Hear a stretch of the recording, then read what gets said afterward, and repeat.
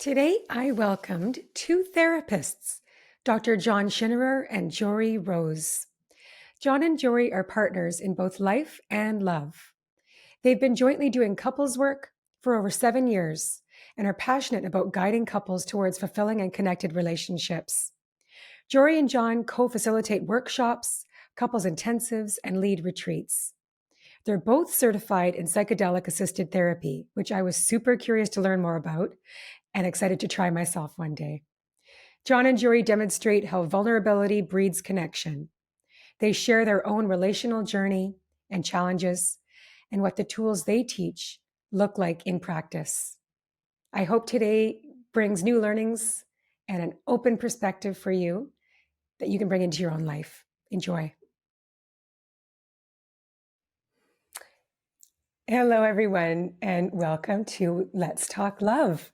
I'm so happy to be joined by two therapists, Joree Rose and John Schinnerer, who I met at our In Bloom Summit last April in Vancouver, who joined as guests. And I'm just so grateful for both of you being here today. Thank you. Yeah, by the way, that conference was amazing. I was really impressed. Yeah, it really you did a was. heck of a job. Thank you. I loved how you were, that you were one of the guests that put your hands up during Terry Real and Alexandra Solomon's evening and shared your story. That takes a lot of vulnerability and openness, and it's a collective learning experience. So the fact that you shared your story, which I hope we can spend time talking about today, so that our listeners can learn more about. Yeah. You know, to be in the field and to be amongst such experts and have the opportunity to share personally and not just professionally was a real gift for us as well. So we were grateful for the opportunity to even have an opportunity to be vulnerable. Yeah. So first, why don't we just talk about your background? What you've both done to become therapists and your work today with clients together as well as individually. Sure. So I got into psychology because I wanted to learn more about emotions, because that was what was kind of vexing me. And I'm an emotion geek at this point in my life, but I got a PhD at UC Berkeley in educational psychology, became a school psychologist, stopped doing that for a few years. After a few years, got into my own private, I ran a business for 7 years, got out of that, got into positive psychology about 2004 and realized I had these tools to turn down the volume on the negative, turn up the volume on the positive. So I wrote a book, which led to me doing a daily primetime radio show. And that was exciting. Got to interview some world-class experts. Stopped that after a year, opened up private practice. Positive psychology was kind of lukewarm. So I went into anger management, which started me working a lot with men and kind of combined that with positive psychology. Got tired of that after 10 years, started working with executives and businessmen, realized pretty quickly that the biggest source of their pain and suffering was at home with their relationship or, relationship with their spouse, but also with usually their teenage kids. So I started teaching them relationship skills, which led to this more recent work in masculinity and this even more recent work in man box culture, which is how we're socialized in growing up to learn what it means to be a real man, the rules of being a real man. Be stoic, be self-reliant, compete, don't back down, treat women as objects, be the provider. There's all sorts of rules in there, and there's some good and some bad. But the one that really hamstrings us the most in relationship is be stoic or don't feel. Stoic. Yeah. So that's the short answer. And I'm a marriage family therapist. I knew from the time I was really young, I always wanted to work with couples. Couples absolutely fascinated me. I was actually with my ex-husband since I was 13 years old. And so the idea of what makes some couples work, what makes some couples not work, literally from early teenage years, I was fascinated by and knew I wanted to be a marriage family therapist. Started my hours right after graduate school. I was young for my grade, graduated college early, realized at 22 years old, I had no business being anybody's therapist and stopped to have my kids. I've got two daughters, almost 18 and 20. And when my youngest was school aged, had a bit of my own personal crisis of who am I? How did I get here? I always just did what was next, what was next, what was next. And I was at this point of there were no more nexts. And it was this existential crisis of, well, now what? What about me? You know, I delved into being a wife and a mother, and it was really a big challenge because I realized I was living on autopilot for the majority of my life in the hopes that what was next was going to give me fulfillment or satisfaction. And it didn't.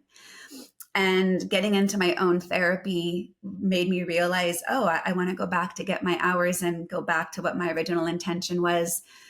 And through that process, I've really discovered mindfulness practice, delved into mindfulness and meditation in a personal way, got certified to teach mindfulness to kids, wrote a couple of books on mindfulness for kids and for educators to teach mindfulness to kids, and ultimately got licensed and opened up practice. And I've been licensed now for just about 8 years, and absolutely love working with people in the quest of how do I figure out who I am? What do I want? How do I want to feel? What do I need? Making sense of how did I get here? What's not working? And how can I move forward? And I met John soon, about a year and a half after my divorce. And there was a lot of synchronicity in our meeting, and also knew like, wow, there's not just a lot here personally to develop a relationship, but also professionally, we just had so much in common. And so we're at this point of our careers where we're really delving into couples work together. And so while we both have our individual practices, for a couple of years, we've been working with couples in which I work with the women, he works with the men. We'll do some crossover sessions, and then we'll come together, the four of us. And while that's kind of been a bit of our focus, it's now becoming a huge piece of the focus of our the future of our careers, because we're recognizing what's missing in couples therapy. We're recognizing where couples get stuck in actually doing deeper work. And part of that was born out of our own relationship challenges. And, you know, we're both divorced, and we've been together. Like I said, we just had our 8-year anniversary. And what you mentioned at the beginning of our vulnerability was at your beautiful conference. We had just gotten back together after a short but very painful breakup. And we've been on a trajectory of healing and recognizing, it's a long-winded answer to your question, recognizing though that part of what was causing us struggle in our relationship was our own unresolved stuff from our own self, from our marriage and subsequent divorce and our childhood, and realizing how much of our own personal stuff gets in the way of vulnerability in partnership, in relationality. So what we're bringing to our work now is really this interplay of ongoing self-work and relational work.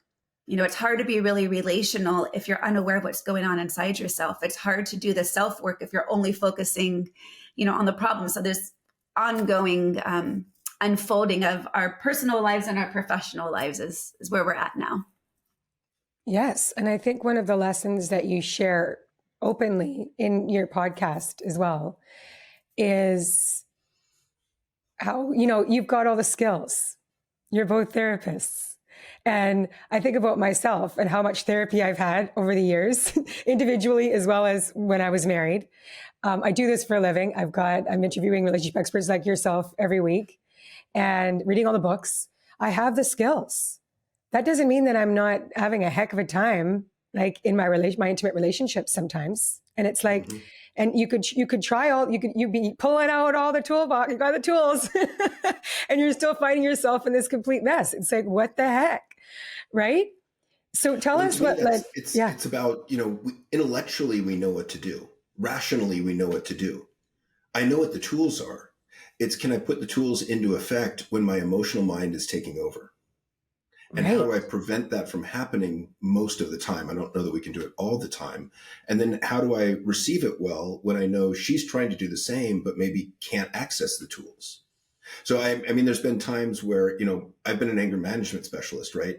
So inevitably I will get something from a partner like, well, you're the anger management specialist. How come you can't manage your anger?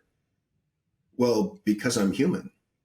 And anger is not that, and we're taught that anger is not a good emotion. Like we're judging emotions good or bad. And anger is a very important emotion. Yeah. No, I mean, all the emotions exist for a reason. Yeah. And anger is there to tell you if someone's trespassing a boundary or treating you in a way you don't want to be treated.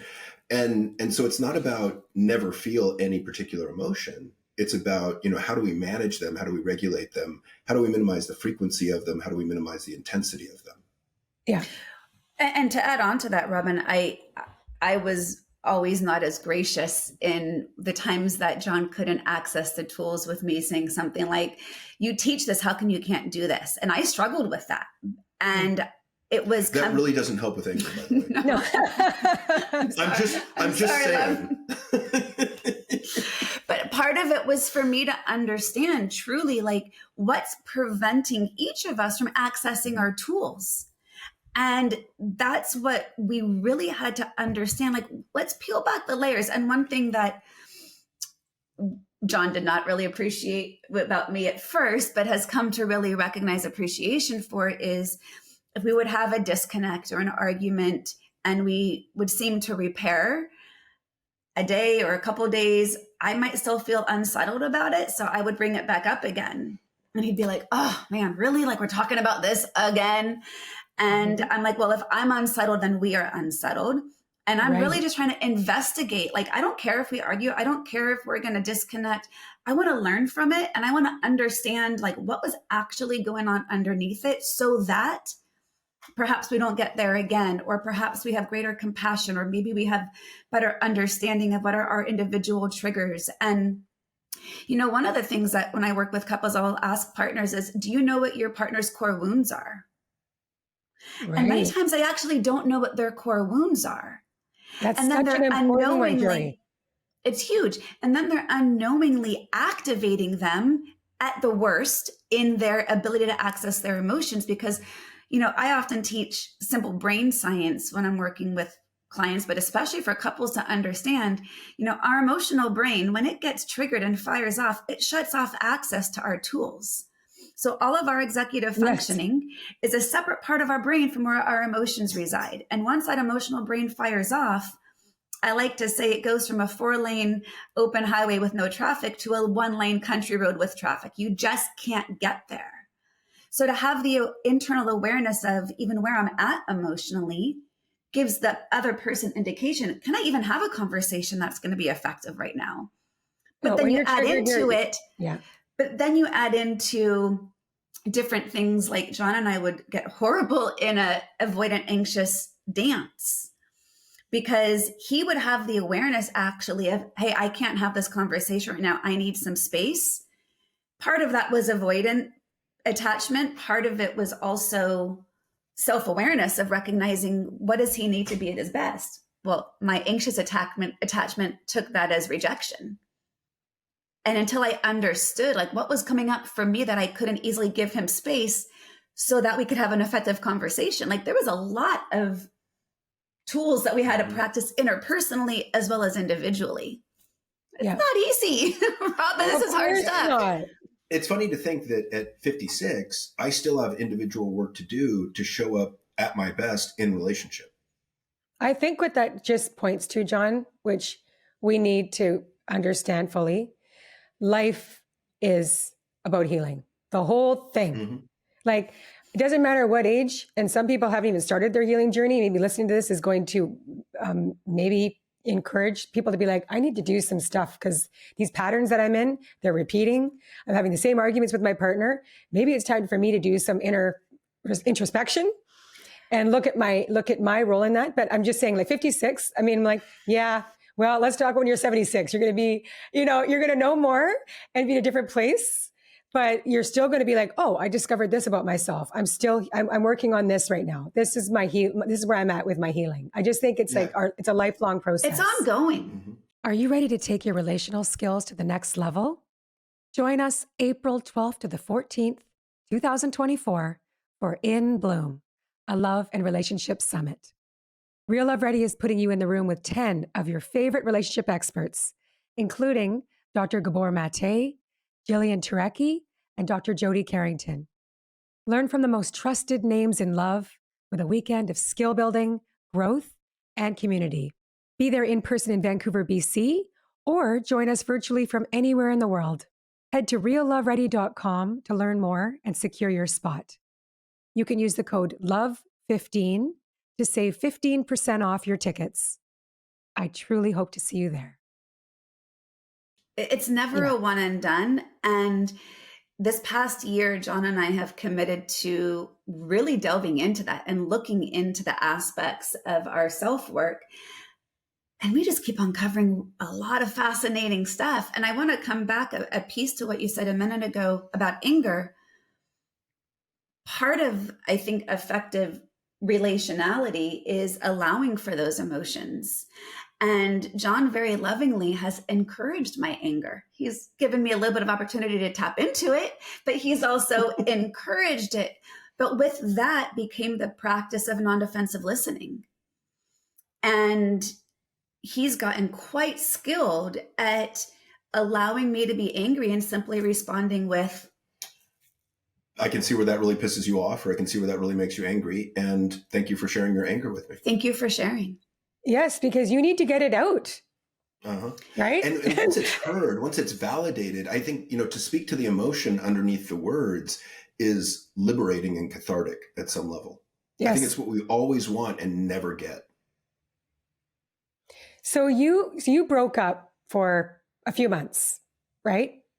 Yeah, 2 months. And during that time, you were both working individually on your healing, and you were, and did you start couples therapy after you got back together, or was that? Yeah, it was after your breakup, right? We did a 2-day, 12-hour intensive. Yes, and so I want to talk about this because you also share how you've both become certified in is this true? In psilocybin? Am I saying that correctly? Psychedelic-assisted therapy, yeah. Psychedelic-assisted therapy. Oh, I'm just like so fascinated by this because I'm like, I want to do this. I know I really do. I want to do it. I mean, I've been doing EMDR. I'm in therapy.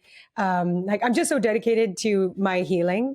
And I've heard that doing psychedelic-assisted therapy, and you talk about this, is like you're able to go deep in a concentrated amount of time rather than, my therapy is like weeks. Let's give some qualifications first. Yeah, why don't you? So we do need to qualify that in most states, these are still Schedule I substances.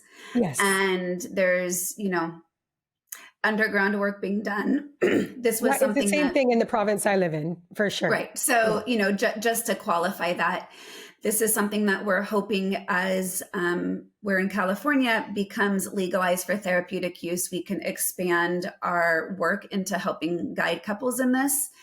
And right now, ketamine is what's legal, and MDMA and psilocybin psilocybin near us is decriminalized. MDMA is looking to be legalized for therapeutic use in hopefully this year. Mm-hmm.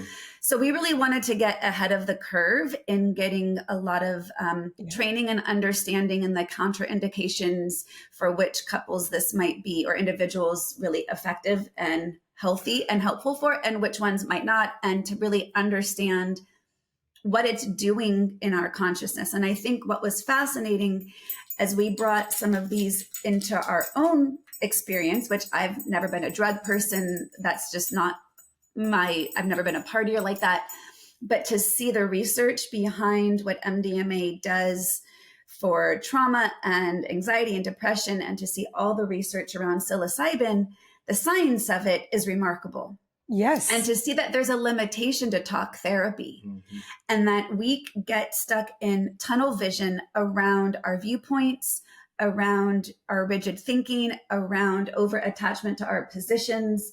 And I think that was where we were getting stuck.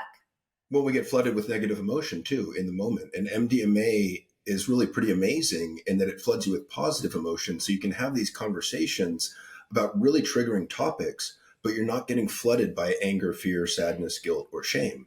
And so you can go deeper in the conversation and more honest and reveal more about yourself and be heard and validated by your partner. And they can do the same. So MDMA, while simultaneously eliciting positive emotions, turns down the trigger on reactivity. Mm-hmm. Yes. And when we are able to allow that as an opening for conversation, I mean, just to have really authentic talks, going deep beyond the reactivity, the defensiveness, the repeating the same story, to get curious. And psilocybin, it partly opens up new circuitry.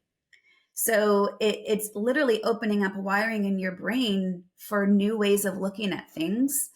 And so if you would have told me a year and a half ago that, any sort of psychedelic would have been part of our healing after breakup, I wouldn't have believed any of it.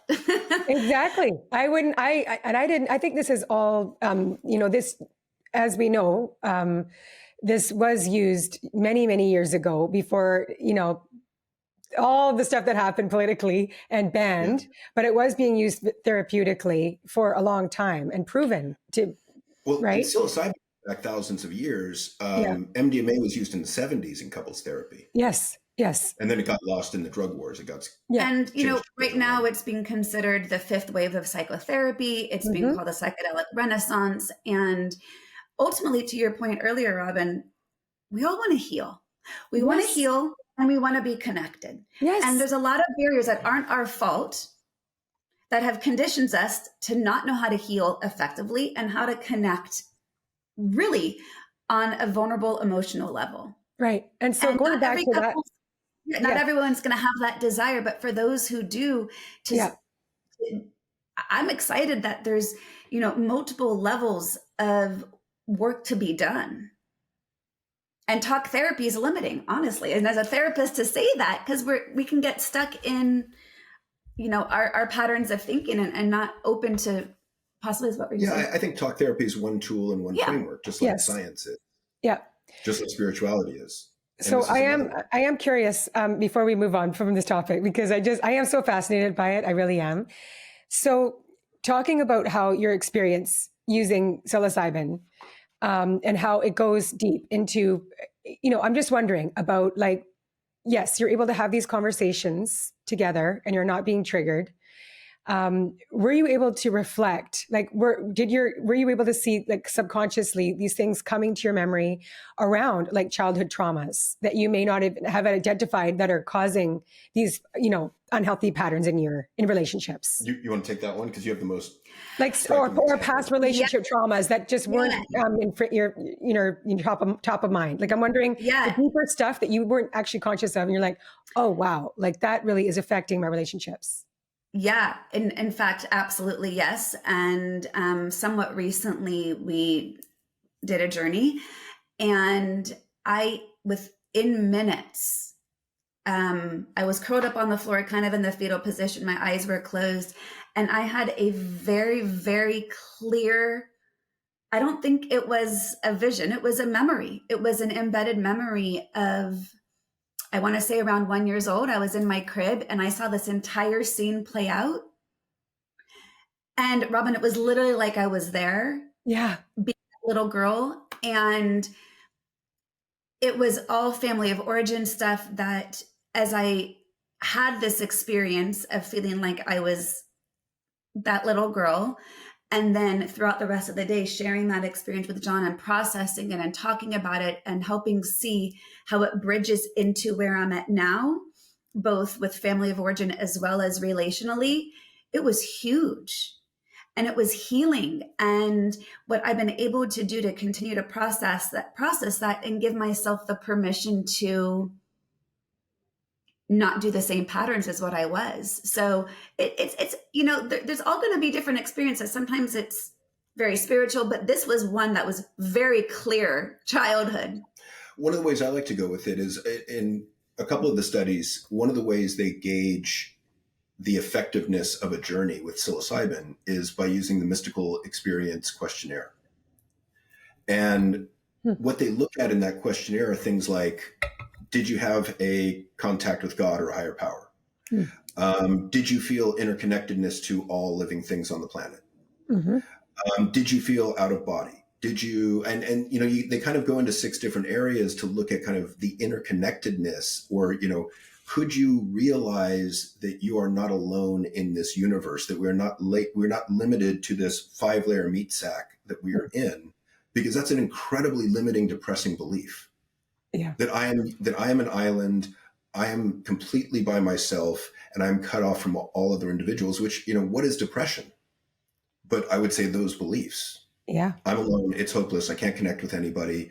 And so the opposite of that is these beliefs that you kind of you have a visceral experience with many times of being interconnected with all things.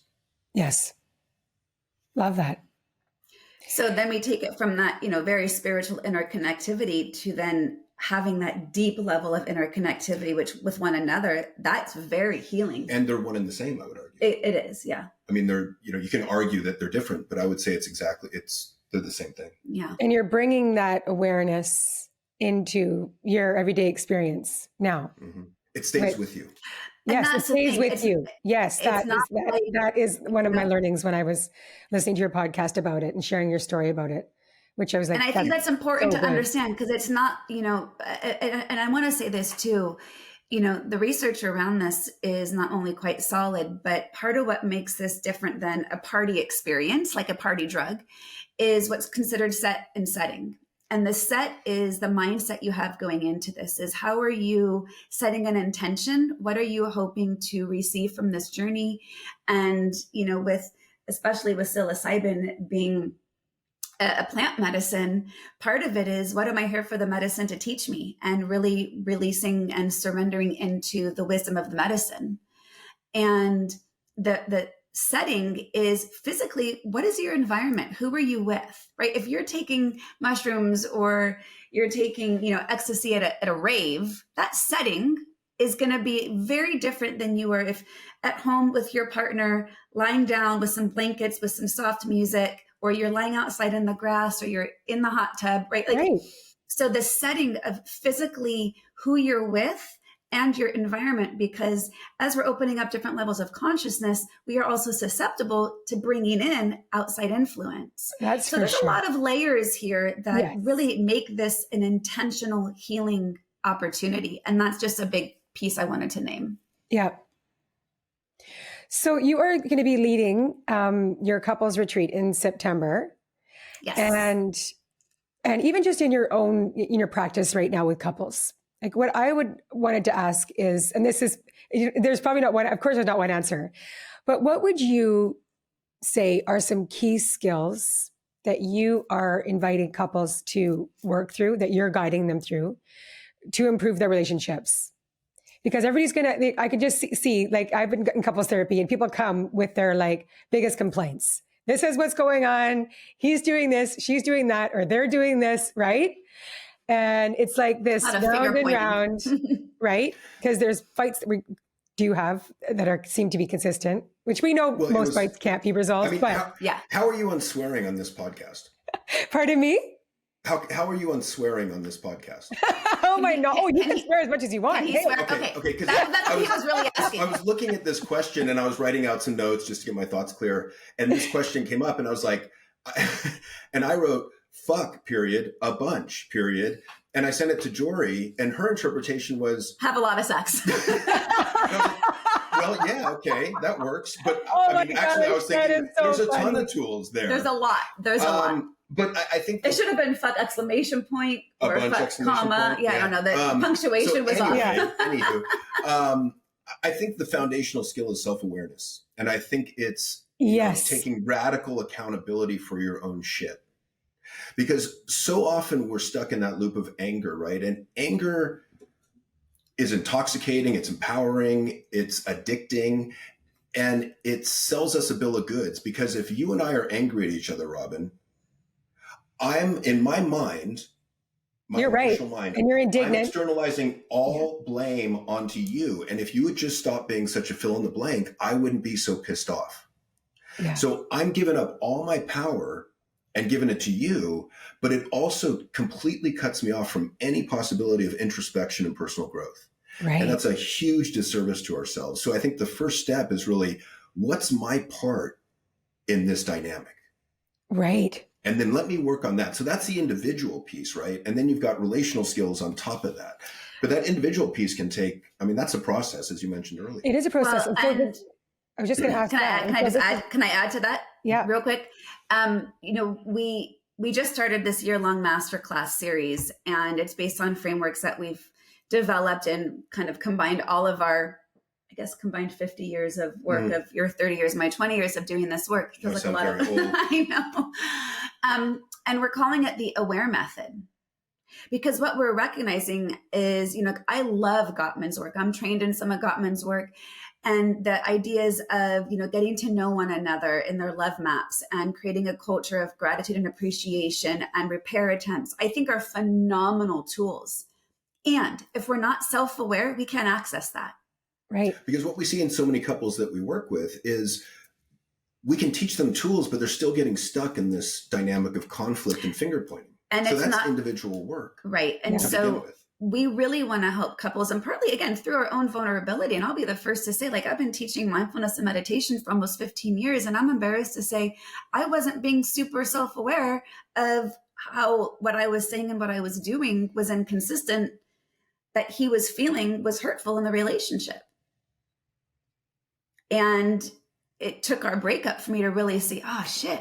I thought I was being aware when I said and did this, but I can now see where I wasn't. I had my own blinders on, which was partly a function of my own, traumas and such from my past. That was my own protective defense mechanism. But if I'm not aware of that, then I can't openly hear him. Mm-hmm. So, we like to draw upon all that different aspects. I mean, we love Terry Reel's work. I love Gottman's work. And we want to be able to say, look, you got to do both the self and relational ongoing simultaneously. Because if you're just doing couples work without doing any individual work attached to it, you're missing where the depth can be uncovered for real connection, for real vulnerability. So it's the retreat is about guiding couples in both. And the other thing we do is we'll share anything pretty much in our story in an act of vulnerability, because part of it is I want to model for men that they can be vulnerable. I want to show them that vulnerability creates connection. I want to give them permission to feel, because that's one of the things that we really need to work on, is getting men comfortable with emotion, comfortable with feeling, comfortable with being vulnerable. And there's great research that came out recently that shows that to go from an acquaintance, and if you want to develop a friendship, to go from being an acquaintance to a friend, it takes about 40 to 50 hours of time together. To go from friend to best friend or close friend, it's about 150 to 200 hours. So if you tell that to an adult, a busy adult's going to be like, well, shit, I don't have the time for that. How am I going to do that? Now, here's the loophole, which is incredibly important. If you introduce vulnerability into that equation, it collapses that 200 hours to 45 minutes. Wow. And I had a real life experience of this recently after the death of my son, where I shared that I was struggling because of the death of my son with a guy that was an acquaintance. I barely knew him. And he responded really well. And the next day he was vulnerable in return with me. And now we're friends and we have very little in common. Right.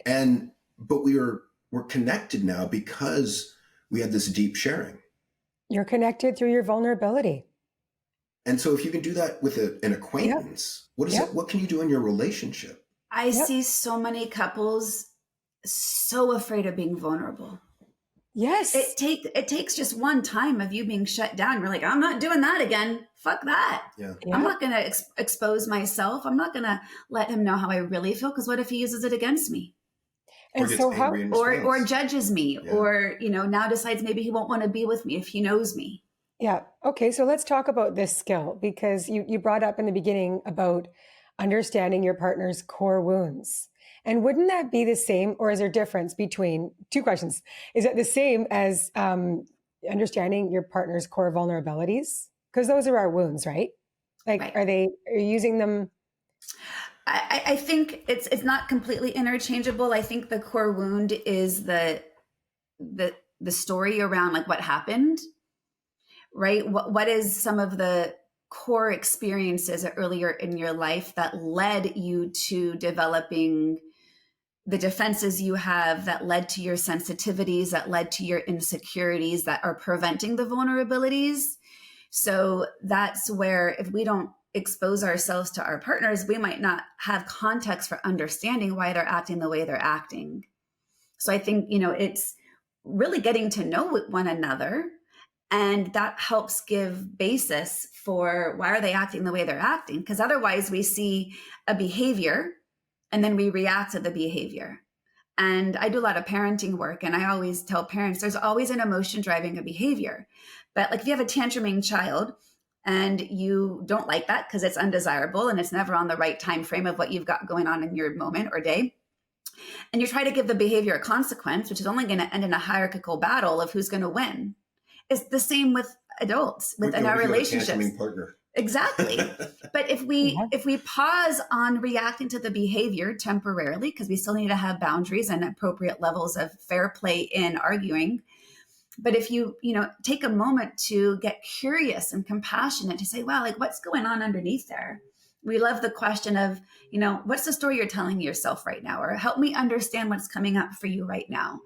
And you get investigate with the emotion under the behavior. Now we can understand how the core wound is leading to this disconnection right now. And, Joree mentioned that dynamic that we had early on where we would get in a disagreement and then we'd work to repair. I thought we were done. A couple of days later, she's like, I'm not done. I want to bring this up again. And I was like, oh, shit. I'm kind of rolling my eyes. And over time, I realized that this was actually a highly effective tool to go back and revisit these disagreements, because coming back to these disagreements days or a week later means that you can be more objective about it. You can be more curious. You can dig deeper. You can look at it with real honesty.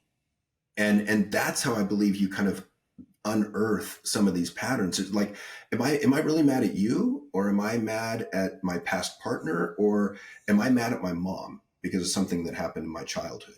Like what's triggering this emotion that's a little bit out of perspective or disproportionate to the trigger. Disproportionate to what actually happened. Right. The other thing, and again, we're two therapists, so we might have the language, but we've actually been able to, even more in the moment, say, is this about me? Is this about your ex? Or is this about your mom?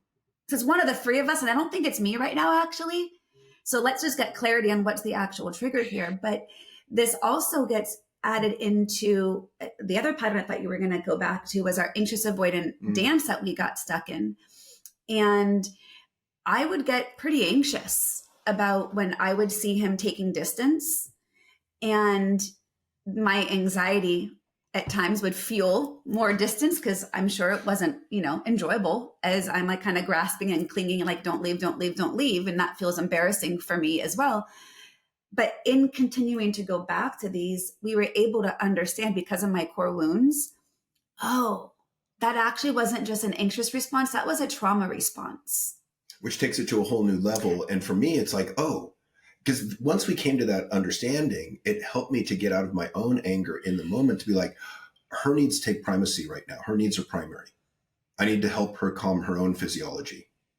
And that's such a, I love that so much, because that is coming from such a loving place. You're like, okay, I'm really pissed. I'm so angry. However, she's having a traumatic response, and I need to be there for her right now, even though I'm in my place. And it's going to change. It's not always going to be that. No, and sometimes, no. and this is this was like, is this a moment of self-regulation? Because that was also really helpful for me to learn how to self-regulate in those moments and not rely on my partner to regulate me. And when is this a moment for co-regulation? And that's going to take wisdom to know the difference, but also flexibility to not overattach that it always is going to be one way or the other. And I think one of the ideas I love in relation to this is, there's three entities when you're in a relationship. There's you, there's me, and there's the relationship. And I think we have to get past this idea of looking at ourselves as individuals and putting my individual needs, above everyone else in this relationship. Rather, it works really well to put the relationship, or to put the needs of the relationship as number one in that triad. Because paradoxically, when you do that, you get your own needs met in a much more satisfying way. But it takes a little bit of rethinking about relationship in general. It sure does. It takes a lot of maturity and awareness, mindfulness, all of those things that we're talking about. So which is the self-work, right? Yes, It is the self-work. So one of the core wounds that you both had identified, and correct me if I'm wrong, but this was, I don't know if this was through therapy or just like through all of your introspection. But you were being triggered, John, by Joree traveling, right? For work. And you figured out that it wasn't, it wasn't just that you were missing her or like whatever, we think about when your partner travels for work, but she would come It wasn't for work. It wasn't always for work. Oh, sorry. Okay. Just travel in general. Yeah. But you realized that it was feeling abandoned from like your childhood when your parents would leave and go off in different countries. And you actually, sometimes you were put in unsafe positions or uncomfortable, whatever it was. You just felt abandoned. There was a worth issue in there too, right? That if you loved me, you wouldn't leave me. Or if I was worthy, you wouldn't leave me. And part of it was we were caught in a dynamic because after her marriage, she was trying to prove that she was independent and could stand on her own. And I felt it wasn't very relational to the extent that she was doing it. So I really struggled with it. And so there was layers to it that I had to figure out, but that I think one of the last layers, the deepest layers was, holy shit, this goes back to my childhood where my parents did leave for weeks at a time and would leave us with a babysitter and, some, I don't know how to. Unsavory. Some weird stuff happened while they were gone. Yeah. Where I didn't feel safe. And I was young. I was like 5, 6, 7. And that was where my own lack of awareness for how it was hurting him, because I was coming from a place of having been dependent and codependent my whole life. So for me to do things independently literally was major growth for me. And I wanted to be like, look at me, I'm a big girl now. Aren't you proud of me? Aren't you proud of me? Look what I'm doing. And he's like, no, this fucking sucks. Well, I could do that for a while. No, I understand. Right. But like when it got to really a hard point, but that was where I had to recognize, okay, I can prove to myself I can be independent and have it not hurt my partner. Right. I think she wasn't putting the needs of the relationship number one. It wasn't. Right. And so we've kind of learned over time how to adjust.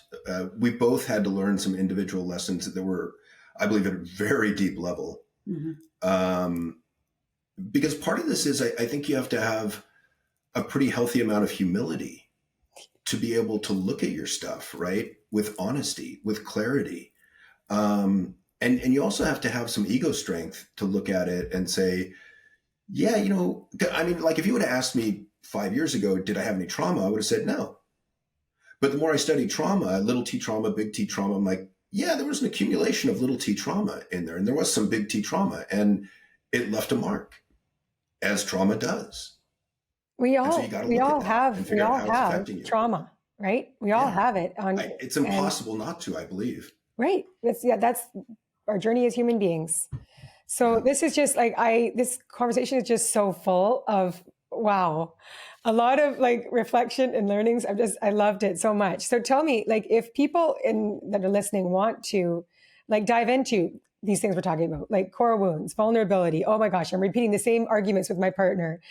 If there's people that want to work with you, like, are you doing Zoom sessions? Are you doing, how does that work? Or people can take your master class, they can go to Costa Rica. Absolutely. So we've got a couple of offerings right now. One of the lowest points of entry is through our monthly masterclass, which is called the AWARE method. And it's cumulative, but also each month does stand on its own. So you can find the link and I'll give you all those links. So if you want to do the whole year, and even though January month has already happened, you can actually retroactively get any month prior. And in fact, we're giving our January 1 away as a free entry into understanding us and our work. So that's a gift for any of the listeners. And I'll have those links for you, Robin, so you can put those in the show notes.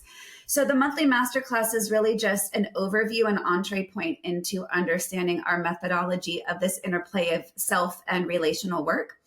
We also are taking on coaching clients for couples to self-select if you're the right couple to work with us. You're not in the midst of crisis. You're not having one foot out the door, deciding if you're going to divorce. You're not in the midst of addiction or massive trauma. This is for couples who've done a little bit of their work and yet know that they're not where they want to be. And they're ready to go deeper, and they're ready to delve in, and they're ready to learn to be vulnerable. They really want to connect.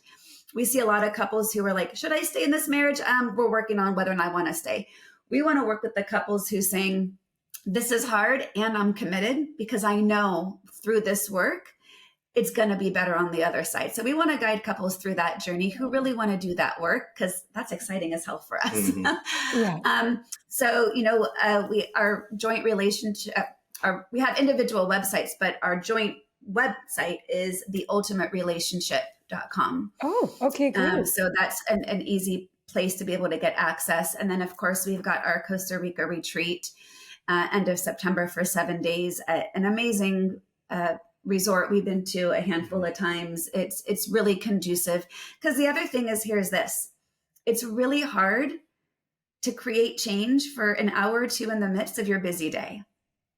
And I love retreats. My biggest transformations have happened on retreat, because when you commit to taking yourself out of your day-to-day routine, saying, I'm committed enough to put everything else to the side, including my responsibilities with the kids and with work and all the other challenges that comes with taking time for yourself, you're then prioritizing yourself, and you're giving yourself the opportunity to be fully present. So yeah, I would say retreats and psilocybin. Yeah. Yes. Yeah, that too. So, but we do Zoom calls, for our sessions. We come with anyone all over the world. We've had clients all over the world that we've worked with. So, And is this in Costa Rica? Is this just for couples, or can people come? It is for couples, isn't it? no, actually, we're opening it up for anyone who wants to learn the tools to be in better relationship. So if you are not currently partnered, or you are and only one of you can come, it's still going to benefit you no matter what. Yeah. And part of it's that self-work, part of it's relational. So it benefits everyone in terms of relationship to self, relationship to other. Wonderful. Well, I also want to ask you, are you able to come to our summit in April in Vancouver? I don't know. We actually have just changed our travel plans. We were going to be in Europe at the time, but we haven't even looked at the calendar that far. So okay, well, I'll send you the link. I would love it if you came. Yeah, We've got a great lineup again on 12th, 13th, 14th. And this is going to be, like, I think similar to what you were just saying about learning. When you're with, I think there's something so powerful about coming together as a group as well. Yeah. And that joint experience, that collective learning, it's a real thing. Like, it's powerful. It really, really is, because you're all there to share your energy and that love and that learning together. And everyone's there for the same intention of how do I be better in relationship? And I just want to end with one thing is, so many people get stuck on the whole, I wasn't role modeled this. I don't have the role models of what a healthy relationship looks like. And I just want to call BS on any of us needing to have the role model to know what to do. We didn't have a lot of role models in parenting, but we know what we didn't want by what we may have seen. Yeah. Right. So just because we didn't have role models for this doesn't matter. If you have a desire to have a more connected, aligned, authentic partnership, that's all you need is the desire for it. That's and the capacity to do the work. But many people get stuck on, well, I don't know what this looks like. Great. Well, you know what it doesn't look like. So that's a good place to start. By that contrast, you know what you do, what you might want. Yeah. Well, thank you, Joree and John, for joining me today. And I just think this episode is just so full of really, really good skills and tools people can take away and hopefully implement in their own lives. So I'm going to close. Thank you for having us. Yes, thank you. I'm going to close with a blessing. May we remain open to new skills and tools that can help us in our ongoing journey of healing. May we practice this skill of being vulnerable, and I'll add self-awareness and self-accountability with each other in order to create stronger, more intimate and meaningful connections. And may we show ourselves and our partners grace and kindness and authenticity in times of disharmony so that repair may be achievable. So thank you both so beautiful. Much. Thank you so much, Robin. Thank you so much for listening. Visit realloveready.com to continue learning with us. Please rate and review this podcast. Your feedback helps us get you the tools and guidance you need to form more loving relationships and create positive change in your life. We at Real Love Ready acknowledge and express gratitude for the Coast Salish people, the stewards of the land on which we work and play, and encourage you to take a moment to acknowledge and express gratitude for those that have stewarded and continue to steward the land that you live on as well. Many blessings and much love.